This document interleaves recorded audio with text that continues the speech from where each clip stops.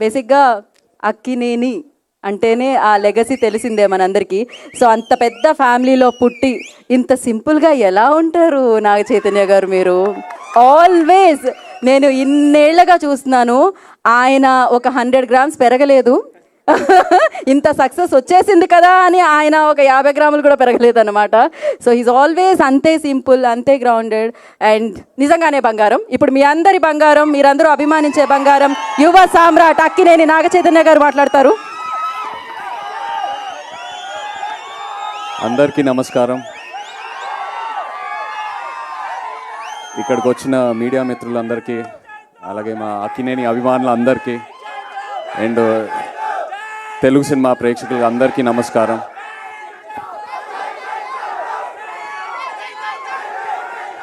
Thank you thank you thank you thank you. మరి అంత పెద్ద మాట వద్దు. Thank you. ఇవాళ ఎంతో ఆనందంగా ఉంది నాకు. వృషకర్మ గ్లిమ్స్ లాంచ్ చేసాము. ఈ మూమెంట్ కోసం నేను ఎప్పటి నుంచో ఎదురు చూస్తూ ఉన్నాను. ఎందుకంటే కార్తిక్ అన్నట్టు ఇది నా కెరియర్లో 100% ఇది నా బెస్ట్ సినిమా అవబోతుంది. ఇది ఇప్పుడే కాదు, నేను స్క్రిప్ట్ విన్నప్పుడే నాకు అనిపించింది. నాకు ఒక యాక్టర్గా ఒక కోరిక అలా ఉండిపోయింది. ఒక లార్జ్ స్కేల్ స్పెక్టికల్ ఫిల్మ్, ఒక మిథికల్ లేయర్ ఉన్న సినిమా, ఎంతో విఎఫ్ఎక్స్తో ఉన్న సినిమా, ఇలాంటి ఒక జానర్లో నేను ఒక సినిమా చేయాలని. And Vrushakarma was my answer for that. Thank you so much Karthik. నేను తండేల్ రిలీజ్ అయ్యే ముందే నాకు తెలిసింది ఇలా వృషకర్మ అనే సినిమా కార్తిక్ రాస్తున్నాడని. నేను బాపీని వెళ్ళి రిక్వెస్ట్ చేశాను, కార్తిక్ని కూడా 2-3 సార్లు కలిశాను. ఏదైనా ఆపర్చునిటీ ఉంటే I want to do this movie అని.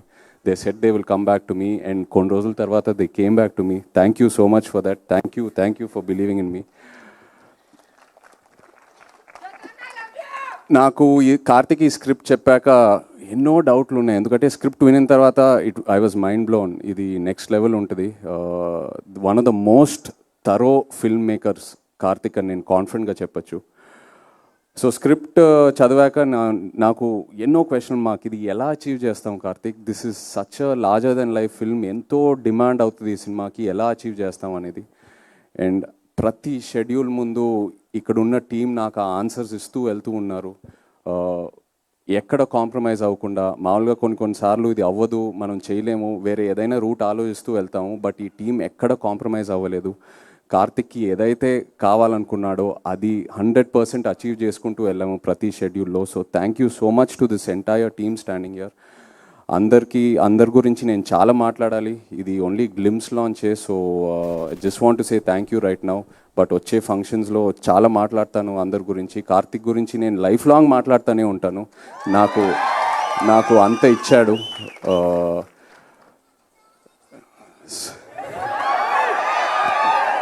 మంచి రిలీఫ్ ఇచ్చారండి. Thank you. But yeah,